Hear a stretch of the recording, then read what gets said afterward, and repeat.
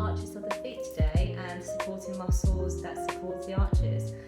Why are we talking about that? Because it's important, especially if you're a runner or somebody who does a lot of high impact exercises, because arches they act as shock absorbers during the foot contact into the ground. So first of all, we're going to talk about the medial longitudinal arch.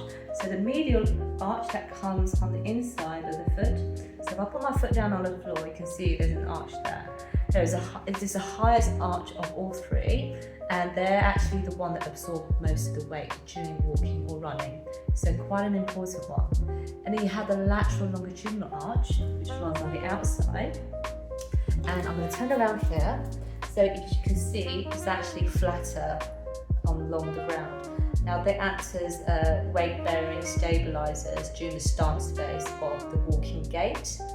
And you have the transverse arch that goes across the middle, and it holds the arches up together like this. So it is a very important one as well, because it keeps the whole foot of structural integrity together in place. And then we're going to be talking about the muscles supporting arches. First of all, the Tibialis Anterior that runs on the front of the shin. So that's the muscle belly there. And then you can see it goes down, there's a tendon down the front of the foot, and it goes underneath here. And then you have the Fibularis Longus that goes on the outside of the lower leg and comes down here, and the tendon runs on the outside of the lateral malleolus, and then it comes underneath the foot here. And what it goes all the way across and meets the other tendon, which is the Tibialis Posterior tendon, that comes down across, and that is the location, the rough location of the Tibialis Posterior, which goes underneath the soleus.